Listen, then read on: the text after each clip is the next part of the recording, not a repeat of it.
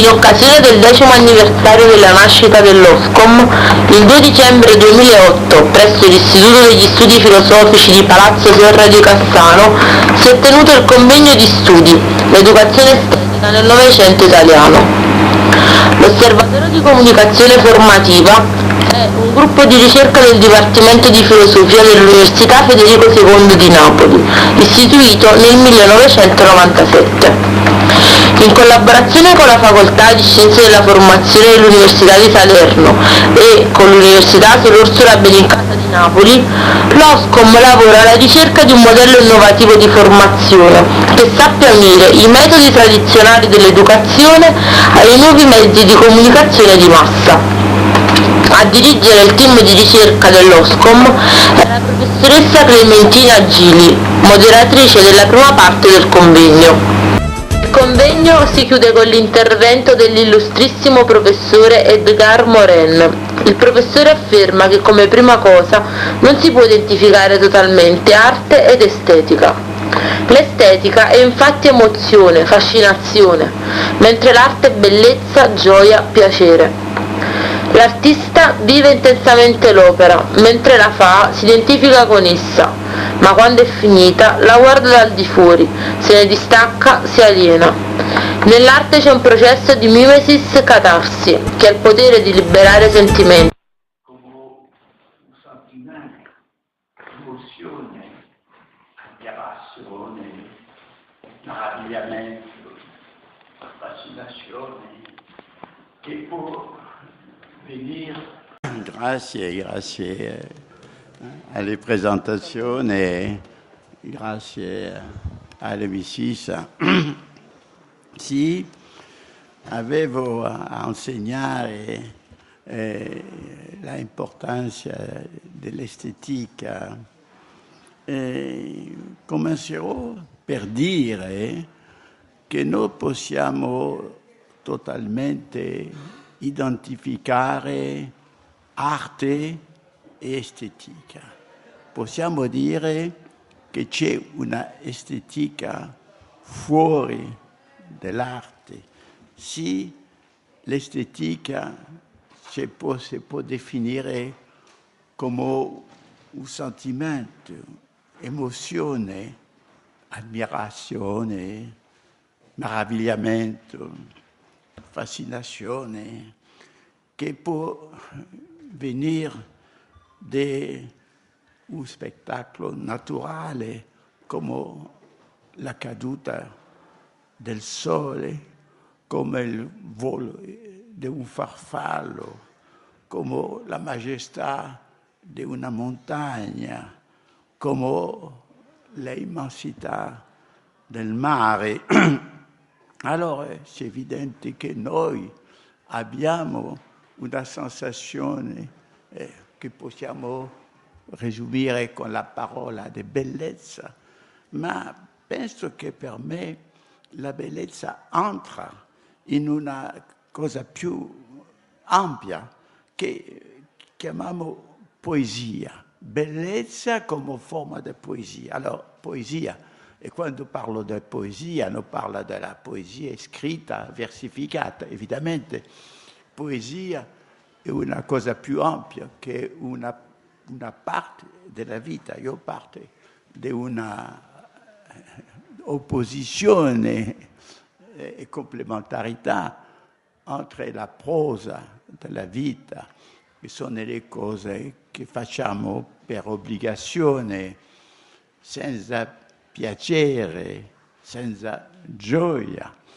e la poesia, lo che lo dà emozione, piacere, che viene dalla comunione, dell'amore, del gioco, ma anche dell'estetica, di questo sentimento estetico che c'è evidente che l'arte produce, ma non sempre l'arte.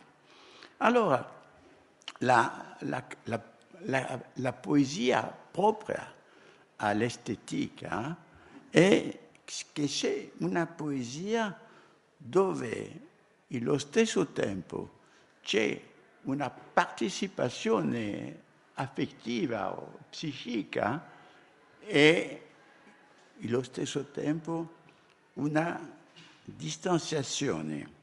Per esempio, quando sono nella sala di cinema, come ha parlato l'amico, quando siamo al teatro, quando stiamo leggendo una novella, c'è evidente che abbiamo una partecipazione intensa, una proiezione, identificazione ai personaggi, all'avventura che è narrativa, alla tragedia che vive i personaggi del teatro, a tutto questo, a un'intensità di vita, di comprensione.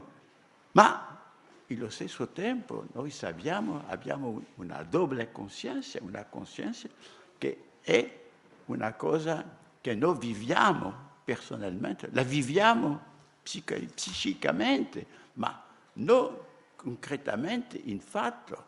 E noi restiamo nella poltrona del teatro e del cinema, e questa duplicità, doppia coscienza di partecipazione e di distanziazione che fa il proprio dell'estetica per rapporto alle altre manifestazioni di poesia della vita come nell'amore. E per questo, quando Brecht pensava a introdurre la distanziazione in suo teatro, si illusionò in quel senso, aveva già la distanziazione esiste, ma lo che Brecht voleva eliminare, allora penso che non ne vale la pena di eliminare, è la intensità della partecipazione in la distanziazione. È chiaro che è l'artista che fa un'opera d'arte, lui non ha questa distanziazione, e vive esteticamente la pittura o l'opera musicale che fa, e dopo si distanzia quando l'opera è fatta. Allora, parliamo adesso delle grandi opere d'arte e vediamo che la tragedia che è diciamo, un gioco forte di morte, il teatro greco antico, la tragedia elisabetana e shakespeariana, tragedia romantica. E in quella tragedia c'è come un rito di morte, un sacrificio finale. E tutti pensano alla catarsis, Aristotele, che dice come purgazione delle passioni.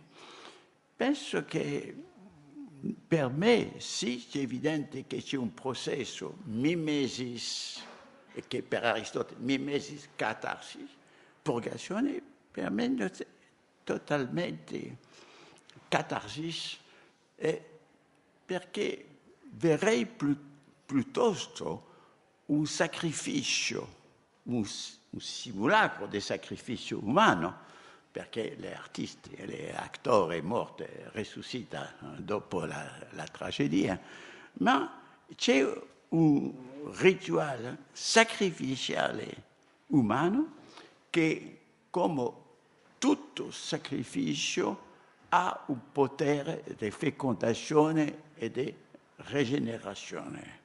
Diciamo.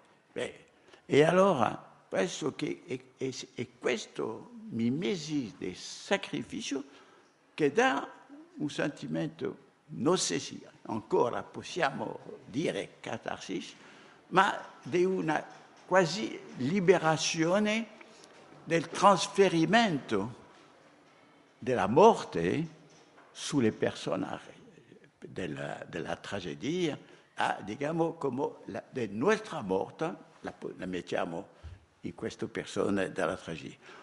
Insomma, un gioco straordinario di vita, di morte, che permette l'arte e l'estetica stessa della tragedia. E si può pensare alla tauromachia. Alla tauromachia che è una estetica meravigliosa per alcuni e per altri una cosa di orrore, di disgusto. E si può capire le due, perché nel teatro la morte è una simulazione, ma la tauromachia è una morte vera, che fa il torero con la muletta.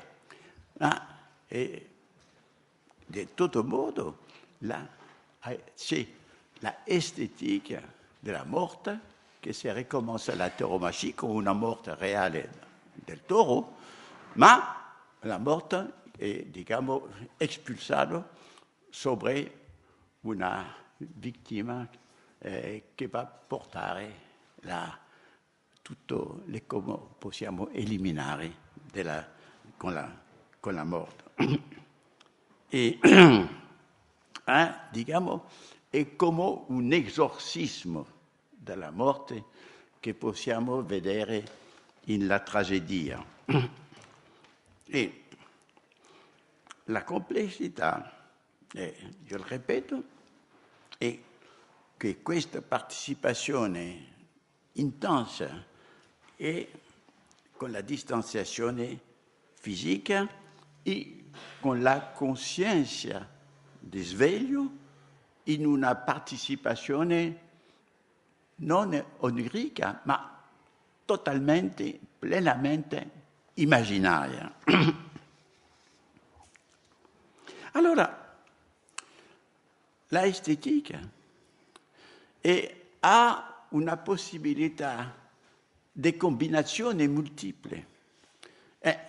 La possibilità di combinazione con la fede religiosa, con il mondo della religione. Durante molti secoli cristiani c'è evidente che le grandi opere che noi ammiriamo, di Cimabue, di Frangelico, di Giotto, erano fatte con una finalità di illustrazione della fede.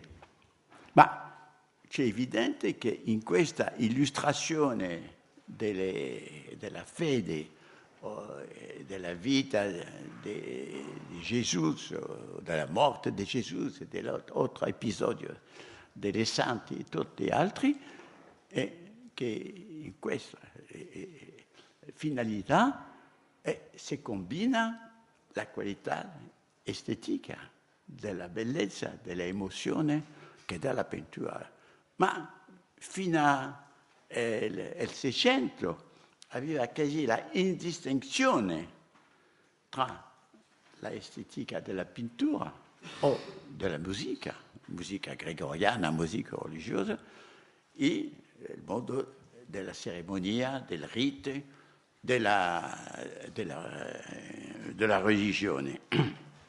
C'è al Seicento che si fa una autonomizzazione dell'arte e anche dell'estetica nel campo musica, pittura, letteratura e altri.